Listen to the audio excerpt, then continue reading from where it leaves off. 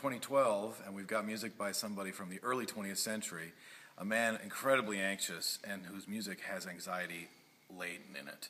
So we have music that today would be immediately acceptable by the public. You could go to a concert today, and you wouldn't know of this man, George Antheil, but I know that you would sit there and you'd listen to it and go, wow, that's incredible. How do I connect to this? But if you pulled yourself back in time to the early 1900s when this was written, you'd see a violinist do crazy stuff like... and you'd kind of wonder, what the heck is that all about? And probably most concert goers back then, they would also just leave. They'd get up and they'd leave. But now, time has passed, and finally there's more of a home for this man. George is suddenly cool, as it were. I don't think he ever was necessarily uncool for himself, but for the world he was living in, he was definitely uncool to a lot of people. But now he's very much in vogue.